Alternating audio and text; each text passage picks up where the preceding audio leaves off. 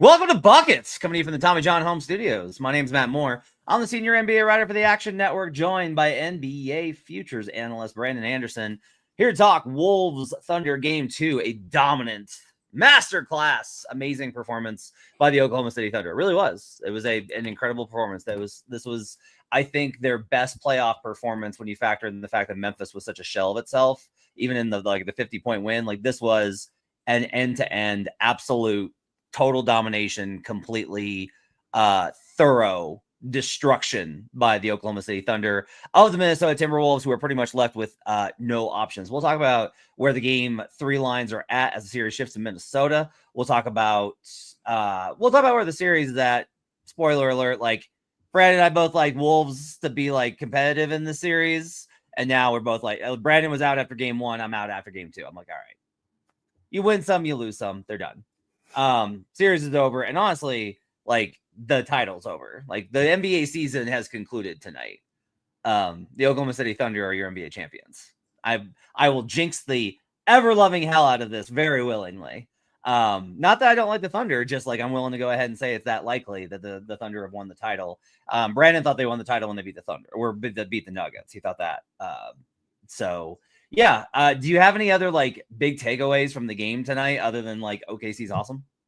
Yeah, I mean, I'm surprised you didn't dress up for the funeral. We're here to celebrate the end of an excellent season, the end of the Timberwolves season. Yeah, I mean, the fact that Shea didn't even really have to do a whole lot until Shea did all the things the second half, and that they missed a ton of threes, Oklahoma City, and didn't even really feel like they were given the A+ effort game. Not effort, just it was not an A+ OKC game in the first half. And Minnesota was doing all sorts of good stuff and actually getting pretty good offensive process. I thought much better than in game 1, hitting some shots early. The bench guys showed up in the first half, all 3, well, 2, 2.5, depending on what you think of Nas. And they were still trailing. And then the third quarter came out and the avalanche came. It's been third quarter both games. And yeah, it's just it was ugly for Minnesota's bigs tonight. You cannot win games at this level with Julius Randle and Rudy Gobert playing like absolute trash can garbage awfulness, which is rude to trash cans, because what did they ever do to us? They're useful for things. So that's what I think about them tonight. I am bitter and sad as a Minnesota fan that is here again, and this is it again. I mean, this increases the chances of this team leaving, and maybe you'll get the team that you want, which is for them to like trade everyone and just draft. Like maybe they do that now if they trade everyone for draft picks. I mean, Julius Randle is a free agent, so it will be, if he continues to play like he has looked the last 3 halves, not the first half and last round, that's going to make a pretty big difference, I would have to imagine, on what would happen with the team. But it's telling that it's game 2. We've seen 3 conference finals games, and we are talking Wolves offseason. That is how it feels like we were at on this series. It feels like we are going to find out who loses to the Thunder when we watch games on the other days in the East, and then we will call it a good season and wrap up. Yeah, and I mean, look, I do think that everyone's kind of overreacting. Like, the Thunder should win games 1 and 2 at home. The problem is just like you're not beating OKC 4 out of 5. No, you're not. Like I said after the last game, I was like, you're not beating them 5 out of 6 or 4 out of 6. You're definitely not beating them 4 out of 5. Like, it's done. You're just not doing it. Can Minnesota steal game 3, win game 3 at home, lose game 4, steal game 5 to get to a 6? Yeah, they can. They probably won't, but they can. Yeah, like, I mean, that's the thing possible. Is at this point, yes. Yeah, I agree. Yes, they could win. They can win home games. They could win a game or 2. They can extend it. They're not going to be the better team. No. But they can win a game or 2 enough to do what Denver did and at least like push it enough to hang around. And then you never know. You never know when your threes just all hit some night and you want to stole a game that way. You never know when you hung around, you made it 2-2, and then like we don't hope for this as fans, but then Shea or J-Dub rolls an ankle and is out for a week. You have to play well enough to give yourself a shot for that. Minnesota has not played well enough to even have a chance in the first 2 games. Yeah. So I don't have like how can I put this? We could do the tactical stuff. I will go real quickly through the tactical stuff. They got to this point by trusting Julius Randle to be a big part of their offense.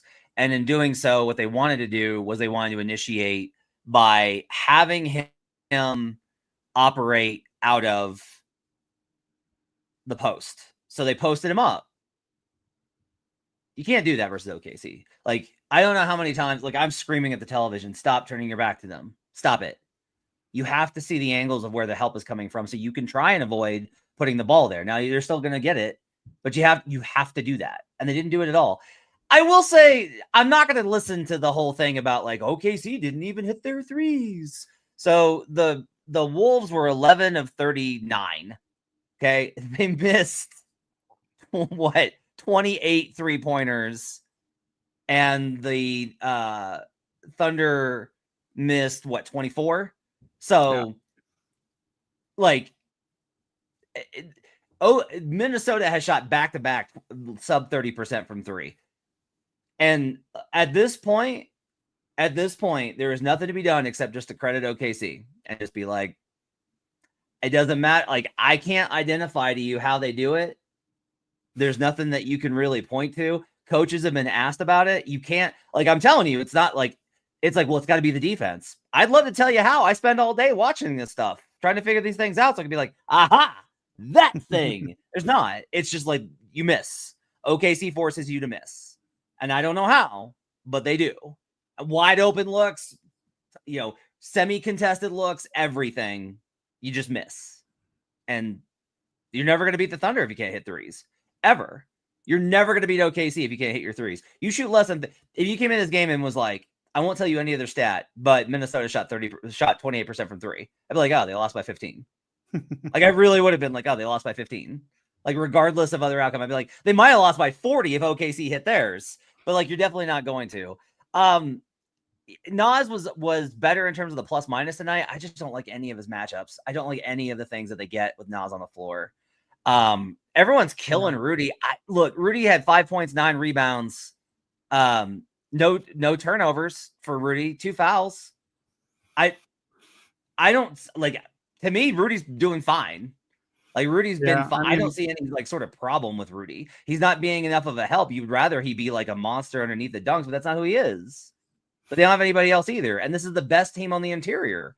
So I don't know, like, I don't know what Rudy should do better.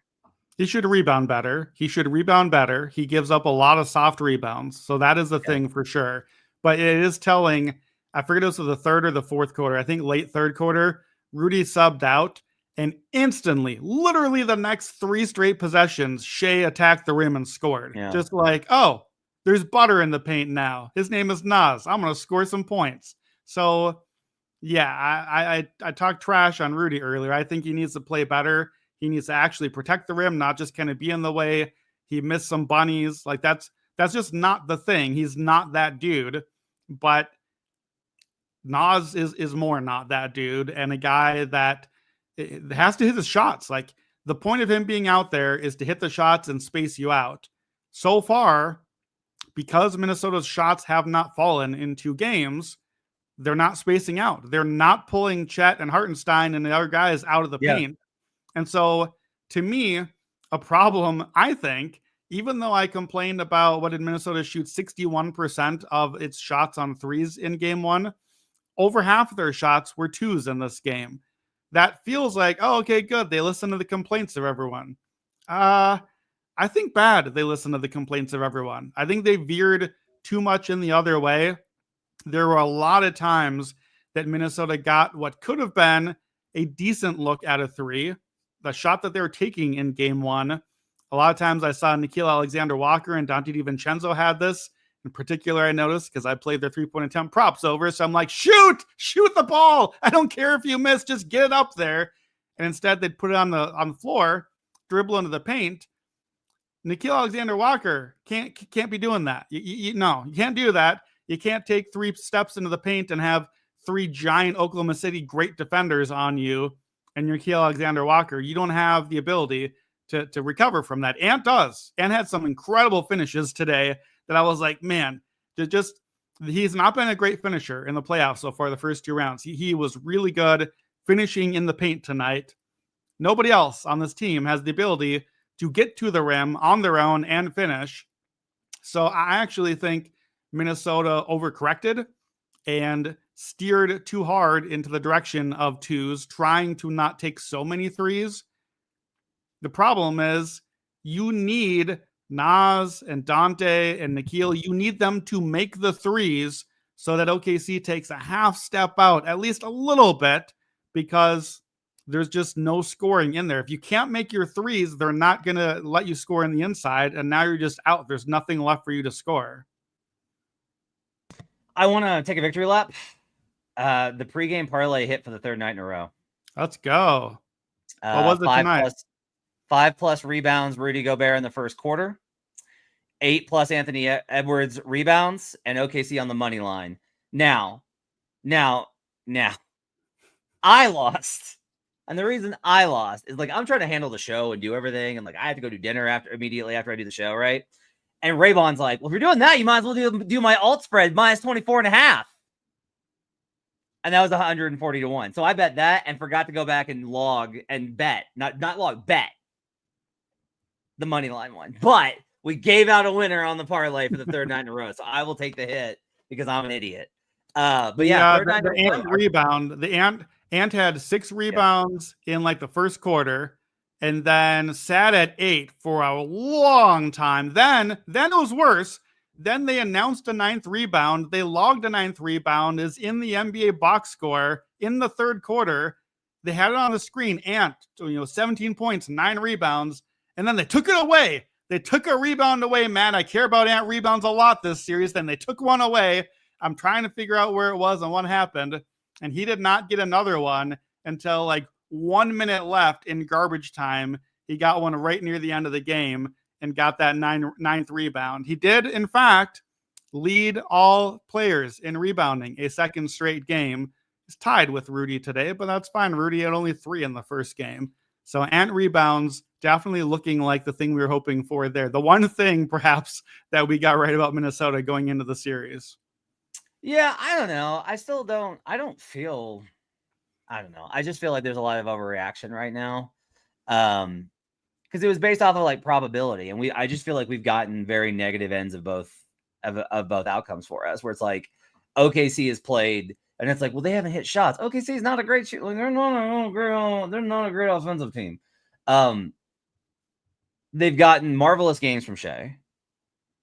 They've gotten terrible games. Like Ant put up numbers tonight, right? 32 points, 12 26, 7 to 10 from the line, but only 1 of 9 from 3. 9 boards, 6 assists, not bad. No turnovers, that's good. He's minus 22. Like, okay, well, let's give a little more credit. 6 assists led the team. No turnovers against the Thunder, as much as he has to do. Like this is a great game by Ant.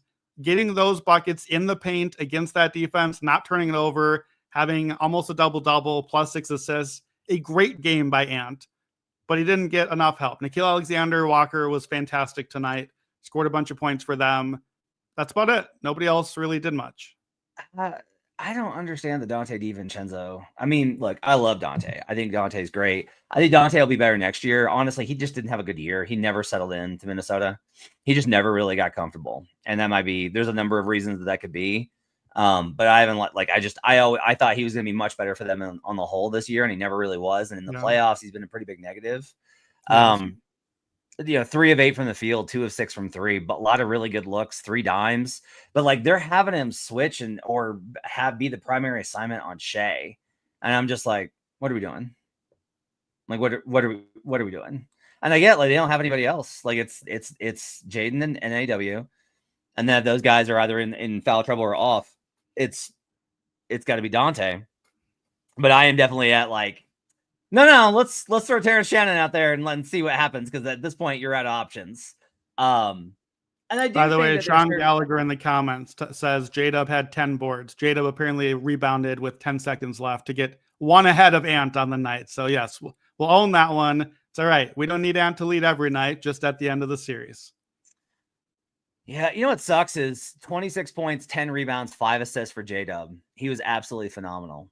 He was great. But really good. Shea keeps putting in 38 and 8, and I'm like, there's no way I'm gonna get there on conference finals MVP. It's gonna be done. It's gonna be Shea, and I like the bet. And Jalen has been exactly what I thought he would be, and I'm gonna be on his assist over as he gets. I want to bet exactly 5 assists. Some book, please let me bet.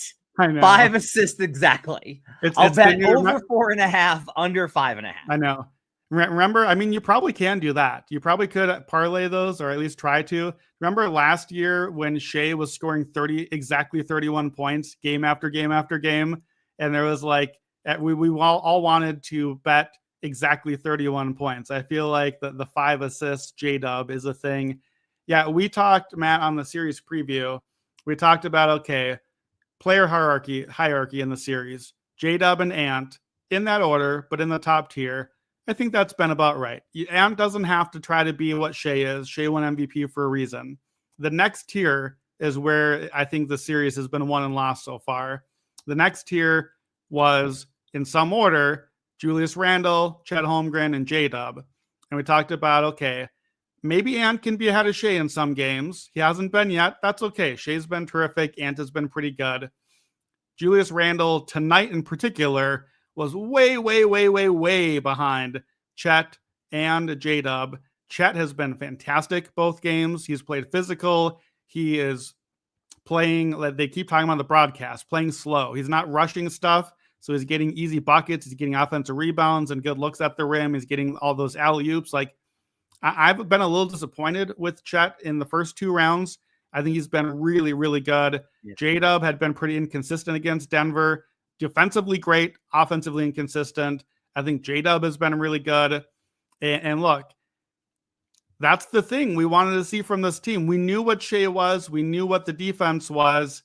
Do these second and third stars show up? And if Shea's going to be Shea's going to draw the fouls, and Shea's going to score the points and get all the middies, Minnesota clearly is not going to stop that. If J-Dub and Chet play like this is a wrap. Like this is probably a sweep at that point. So I think, to me, if Minnesota is going to find some answers somehow, finding a way to accept what Shea is to some extent, but try to turn off the faucet better on J-Dub or Chet. And maybe that means going to Minnesota, getting some road games. Maybe that's a different whistle. I don't know. Do you have any tactical things that you could see that could swing J-Dub or Chet, or could swing Julius Randle back into the mix with those guys, to where right now Oklahoma City has very clearly 3 of the top 4 guys, and it's just not going to work? Can Minnesota do anything about that this series?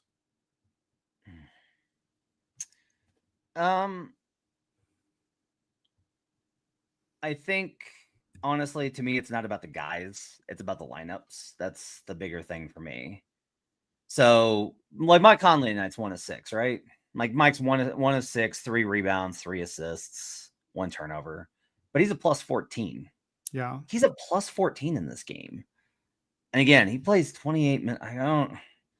Finch is driving me a little batty in this series. Like, I just feel like he's galaxy brain this thing to such an insane degree. There was a lot of moments where I was like, you gonna get Gobert back in there? Because this is within range. Like, even late, they had it down to 10. And then, like, they got another dunk. Yeah, well, this is not a Knicks game. Not all teams can just blow 10-point leads in the last minute. Excuse me, sir. That was a 14-point lead that they blew. By the way, not the last minute. Did you watch Buckets today? Not yet. No. You're gonna love this. I gotta tell you this on air. Our guy, you and I's guy, Sean Little. Do you know what that dude said? He said they were up 14 in the 4th. They should have won that game. Not kidding you. God. I've truly enjoyed the discourse today with Knicks fans victory lapping, being ahead by a whole bunch in a game, and that means that they definitely get to count the win. It's been a real blast for me. So yeah, like, to me, it's about lineups, right? Look, I think Jaden's playing pretty well, and the -4 in 35 minutes reflects that. Jaden was good. I thought Jaden was pretty good. Now I don't know if he can be like he's not going to be better than Chet or J-Dub. So like the answer is like no, they're not going to get in that. But what you can do is you can get if you can play a certain style, then I think you can get at home. You can get a lineup of Conley, J-Dub, Ant. This is where it gets tricky. I kind of think they should go 4 guards. That's how crazy this is. They're one of their strengths is that they have 3 bigs that they can rotate. I legit think at this point I'm like I would play Rudy and then play Nas in the bench minutes. They'll start Julius because they have to start Julius, but I would go for long stretches to a 4 guard lineup because OKC's small anyway, and OKC's not a great rebounding team. So I think you've got an opportunity there to be able to actually do some stuff like 13-9 on offensive rebounds tonight, but the Thunder had 14 points on second chance points to 12. Okay. Second chance was an area that I had in the notes that we talked briefly that Minnesota could win. Maybe it's not a thing they normally do, but could they? That's the thing is like, if you're going to play so much Gobert and Randall and Nas, you got to do that at least. You got to win the glass. You got to get Randall had that first half possession where Randall missed like 4 offensive rebounds in a row. And like, I'll say this. I thought he was getting like, I don't understand how there's never a foul down there, but I'm aware that I'm a Timberwolves fan here, but I thought the refs, I thought the whistle tonight was egregious. Like the it's not just the Shea stuff, but the touch fouls on one end, and then just getting repeatedly hammered in the paint over and over again on the glass, on shots. It's, I don't know. I guess that is a hope, is when you're not getting the home whistle, when you're in Minnesota, maybe that swings a little bit. I have to hope. Yeah. David Martell, who joins us on every show, says OKC beats Pacers at plus 105. He says that's 40 cents cheap using current conference finals odds. I have that exact outcome. Thunder beat Pacers right now at minus 182. That is where I have now. I'm super high on Pacers, so you got to factor that in. Like I'm way ahead of the market on this. I thought they were going to win the series. I was confident in that enough to bet it. I was like going to use lower units because the Knicks are weird. But I think it's Thunder over Pacers. And okay, let me ask. I know this. We're not doing this series tonight. Mm-hmm. Game 2. Do you think the Knicks win game 2 or the Pacers? I'm on Pacers tomorrow to win. Yep. So then that's that. If you are like, that's you need to be. Otherwise, you shouldn't be betting that right now. I think with a series that could have gone either direction in game 1 in a billion different ways, I think we have to assume zigzag game 2, New York finds a way to win is the more likely outcome. I don't disagree with the Thunder over Pacers cap. I disagree with investing right now. I think you're buying high right now. So I would wait until after game 2 when the Knicks likely tie it 1-1. And by likely, I mean better than 50%. That's all. Better than 50%. And I think you never want to be buying high, even if that means that you missed out. If you wait and the Pacers win tomorrow, 2-0 on the road, you missed. You can't buy anymore. So you got to be okay with that sometimes. So I would hesitate to jump in there. Speaking of buying high, at DraftKings right now, Thunder are plus 180 to sweep, plus 185 to win in 5. If you had to bet one of those two, basically evenly matched prices, would you take the sweep or take the in 5? I need to not bet it tonight. I'll look at it tomorrow and probably the number's stale and then we'll have moved. I don't want to do it right. Like we used to do buckets after games. And one of the things that Matt Mitchell knows, like you guys get tilted off of the results and you're swinging way too far. So we started doing them the day after and we got like a lot better in our process of like, okay, slept on it, looked at it. This is what I think. Like right now, do I want to bet Thunder sweep? Yeah, because it's like I thought the Wolves had a chance, and the entire world is like, God, the Wolves are garbage, and that's like causes dissonance. The odds are that the Wolves get one of those two games. Like, the odds just are that they get one of those two games. So, like, I right now I would bet Thunder in 5. What would you do? So I think the question always for me when it's 2-0 is if the 2-0 team, if the team ahead wins game 3, what happens to the team that's trailing in game 4? That's, to me, you have to ask yourself, how do they show up emotionally? Are they already in Cancun? Because that's a real thing, and some teams that's a real thing. So like if Oklahoma City is, let's say that they're slight favorites, what are they, -4 I believe right now for game 3? They opened at -2, it quickly moved up. Do we have a money line? What's the money line for game 3? Yeah, I'll actually, we should do that. So on Saturday for game 3, right now in the market, this is actually, it bumped up to 4.5. Those are all gone. It's coming back in on Minnesota. 3.5 at FanDuel right now. Bet 365 is -3 right now, -110. If you want Wolves, it's +3.5, -109 at Bet Rivers. Money line is -155 on the Thunder at Bet 365, +136 at FanDuel on the Wolves. So effectively 60-ish% on Oklahoma City to win. My point is, when I'm kind of like guessing at, okay, where do we think we go from here? Whether I want the sweep or in 5, here's my question. Are the Thunder 60% to win game 4 also? Or are the Thunder more like 75 or 80% because Minnesota said, oh, we're down 3-0, thanks, nice season, let's move on? I don't think Minnesota is that team. No. Like an older team, a Warriors or a Lakers, a team where your stars hurt, where the writing is on the wall, that's where that comes in. To me, I like to bet the sweep in the spot if I like a team, because if you want them in game 3, you want the rollover in game 4. I don't think that's Minnesota. Like Minnesota, assuming the ankle is still there, is not going to roll over. So I don't know that there's necessarily value on either side of it. Minnesota Thunder -2.5 to just get both of those outcomes is -220 right now. So that's just it not getting to game 6. Thunder taking care of business before game 6. Maybe that is where the value will come out. But yeah, it's from a futures standpoint, it is hard to find value in a long shot. You were on J-Dub for conference finals MVP. J-Dub has been very good. Shea is going to win probably. Is there any value in not Shea, but some other Thunder? Is J-Dub viable? No, not anymore.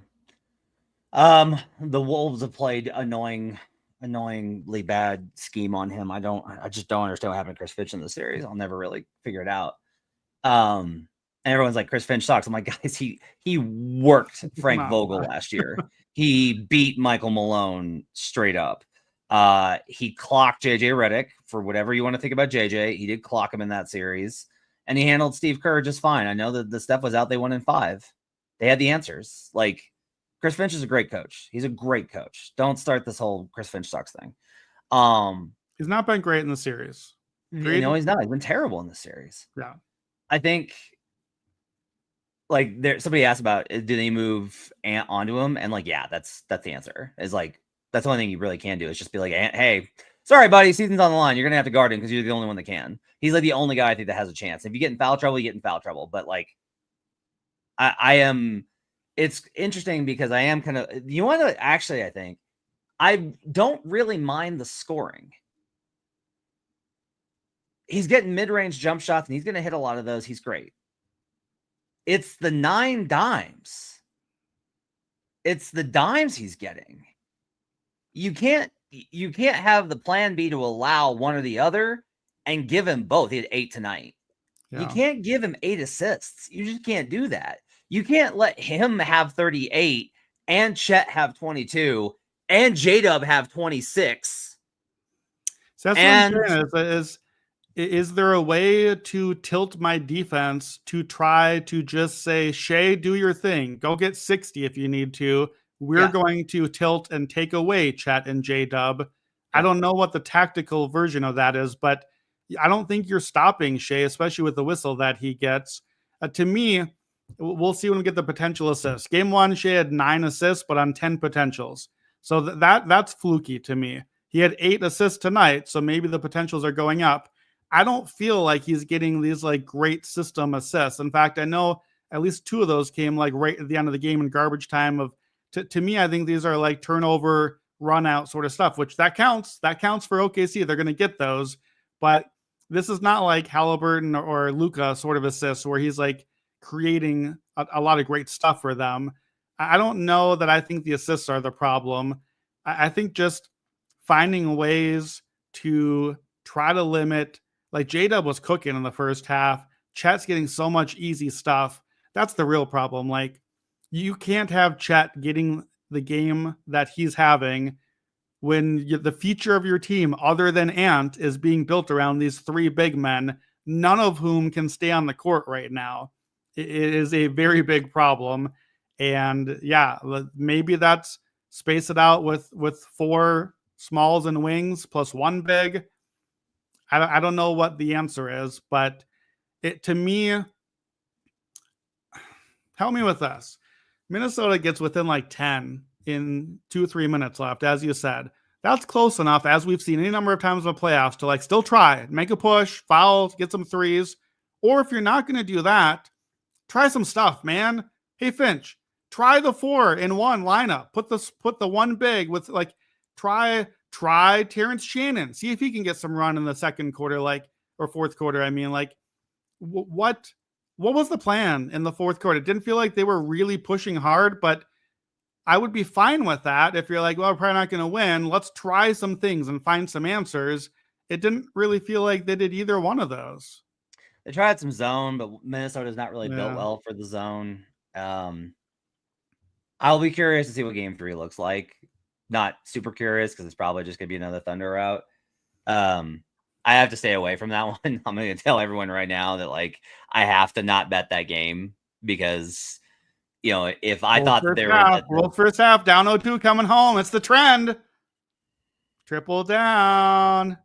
I will double down only when I'm really confident. I will not triple down. And that's the thing is like I have to pay the price for betting them twice. Like that's my fault, right? Is like I was very confident and thought that the right side was the Wolves and it was the wrong side twice. And as a result, I got to live with that. And so that means that even though there's this good spot here, I have to just kind of be like, yeah, I gotta just sit this one out. Like I have to sit down and be quiet. I also, interestingly, I did an upgrade. I downgraded Minnesota after this game, and I upgraded the Thunder from. I had dropped them a little bit just for like, hey, it's hard to blow teams out in the playoffs, but they're doing it pretty routinely, and so I didn't downgrade them at all during the Nuggets series. So now I actually have this right about the number, so that's gonna make it easy for me to be like, I'm good. No thanks. Yeah, Antonio says Matt loves Minnesota plus 3.5. I'll want to be there by the time that we get to Saturday, but I have to do my penance and not bet it. I will just continue to bet J-Dub assist overs, and I'm going to try and find some more. Get there by the hook, game after game, right at exactly 5. Yeah, right at exactly 5. Let's talk about some of the props. We said before coming on. The thing is, if we do get a sweep or a short series, those series leader markets get really interesting, as do some of our every game bets from before the series. So when those pop again, I believe BetMGM puts them up usually. A couple books may repop some of the something in every game. Every game might be 2 more games right now. So there might be real value there if you think the series is short to bet some of those. Okay, we talked rebound leader a little bit. I don't have the cumulative, so I'm going to try to kind of get close on the numbers. So Ant has led in the first game. Ant had 9 and 9. He's got 1 behind J-Dub in this game. But the key thing here, Julius Randle had 8 the first game. He was down to 5, didn't play in the fourth quarter. Gobert was bad the first game, had 9. So Ant is 6, I think, ahead of him. Isaiah Hartenstein had 8 tonight, a little bit above. Chet was the best big last game. He only had 4. I think this really so far is shaping up. Antonio says Ant is basically even money to lead the series in rebound. Are you doubling down? No, I'm not doubling down because I already doubled down before this game at plus 500. Would I invest new at even odds? I'm going to have to look and see the rebounding chances. I would not run to invest new. I saw earlier, I forget from who, over 6.5 rebounds is still the number. It's like a minus 150. Lock it in. Go ahead and put that bet in right now. You can bet the Ant rebounds. We'll probably play 8, 9, 10, double, something like that again. So they're going to keep giving 6.5. Keep playing that. Julius Randle turnovers. We got the 4 today, even though he missed the entire fourth quarter. I feel like that one's in good shape. Other series 3-pointers, series leader. Any thoughts on that? Because I believe right now, so Julius had 5 in game 1. He still has 5. Jaden McDaniels is up to 5. Dante DiVincenzo is up to 5. Ant is at 4. I'm assuming that Ant will be still the leader or the favorite there. I would still lean toward Ant. But if we're down to only 2 games, and that implies Minnesota keeps not making a lot of threes, is there anybody that catches your eye as a possible threes leader bet in a market where that one is looking pretty open? I think I would probably lean. What I have to look at the number for Julius. Julius is probably the best answer here because Julius is going to continue to get open looks, and he's actually been somebody that, like, I think you have to trust him a little bit more at this point. Like, should be Nas. Like, it should be Nas Reed. Well, but yeah, he's at 0, so he's at 0. If it is Julius, then I'll feel better about it being a short series. I'll say that. J-Dub has 18 rebounds, so he's the one. If you're looking to add to a position, you may need to get a little bit of J-Dub there. So yeah, that 10 seconds left rebound, not kind. We're gonna figure out where did that one rebound go. We're gonna have to get that one back. Assists. I doubled down on Ant and J-Dub assist leader. Shea has clearly led in assists so far. It was close until the last couple of minutes, and they got a couple extras. I think assists we just kind of have to let go.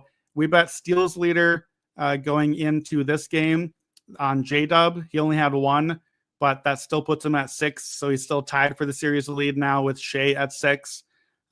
So that's that one. I don't think blocks has even reopened because they just have given it to Chet already.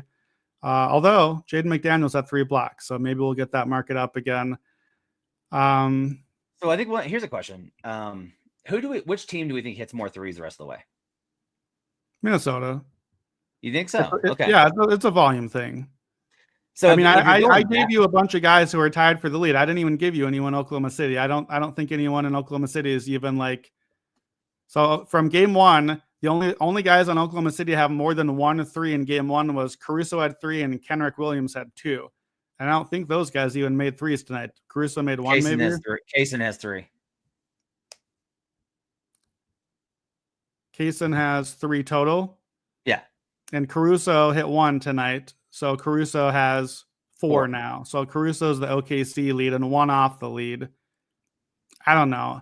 I'm not going to get too excited betting Caruso or Kaysen for threes leader when they're going to be bench guys just with not a lot of volume. And bench guys going on the road now for a couple of games where we think the series could end quickly. What about NAW? Yeah, I think that the play is one of those Minnesota bench guys. NAW is also at 5, I think. Like Nikhil or Dante, Jaden, maybe. Jaden's going to keep getting minutes and keep getting his shots up. Like, so the problem with Jaden, this was a big part of my cap for taking him on the over. Jaden shoots better on the road than at home in the playoffs. Don't ask me why. Yeah, that's right. That's been a concern for me. Okay. I am just looking at the odds here. The Thunder are now minus 310 to win the NBA title. That will go down tomorrow because either the Knicks will win a game and be more likely to win, or the Pacers will go up 2-0 and they'll be more likely to win. But won't go down much. So, yeah. I'm sorry for you as a Minnesota fan, as much as you are one. That's fair and accurate. I accept that. Except your half-hearted sorry. It is the only amount of sorry I deserve as a half Minnesota fan. I will say, like, I feel bad for Wolves fans because it's like everyone's clowning them. I hate when we do this, when it's like everyone's clowning them. And I'm like, they made the conference finals 2 years in a row. They made the conference finals. And you'd be like, oh, but they faced this, that. Okay. Boston won a title by beating literally no team with their best player. And then a completely overmatched, fraudulent Mavericks team, but they still won the title, and that was a great year. And they were the best team last year. And the banner 18 still went up. And like, I hate that it's like you either win the title or you're trash. I hate that we've gotten that point because it's just like, I know, but you literally just called Dallas the completely fraudulent Mavs team, which I'm not disagreeing with, but the completely fraudulent Mavs team is who beat the Timberwolves in 5 in the conference finals last year in what was basically a sweep. So that's the problem is you got to kind of sit there in that. But it was, but I just feel like it was such a bad matchup for them. Like if OKC had gotten past, I would have liked the Wolves last year. This year, I like the other one. So I mean, it's an off-season conversation. I think the problem for the Timberwolves, and we were talking about this before he came on, when you get to this level, when you get to the final 4 teams or the championship, it's going to be a bad matchup. That's the problem. It's going to be a bad matchup because Julius Randle and Naz Reid or Karl Anthony Towns or Rudy Gobert are going to make it a bad matchup. You're the bad matchup. It's the guys on your roster. It's a team that can be very, very good, and it's a team that has 2 years in a row in the conference finals is not nothing. Minnesota has only won a playoff series ever any other time in a season once than these 2 years. It's not a fail, but it's also not a championship, and it's not feeling that close to it when you're getting dominated like this by a team that is probably going to be the champion. So yeah, not every team gets to win a championship, and small markets definitely don't get to try that. But it's a disappointing outcome to feel like you're in that circle, but to think you're still stuck in the next circle or 2 out. Yeah. All right. That'll do it for Buckets. Thanks for joining us. Appreciate you guys being with us. Join us at 2:30 Eastern tomorrow at youtube.com/The Action Network. And we'll do best bets for game 3 between the Minnesota Timberwolves and the Oklahoma City Thunder. And I will sit with my hands under my butt because I need to not bet the Minnesota Timberwolves again. Triple down. I will not do it. We'll have props for you, sides, totals, the whole works. Tomorrow night, pregame show, 5:30 Eastern on youtube.com/The Action Network and in the Action Network app. If you just want to watch us, we're in the Action Network app on the pregame show at 5:30. We will go for our 4th parlay hit in a row. So hope you guys enjoyed it. We'll see you guys again next time. Till then, let's get buckets. Stupid Wolves.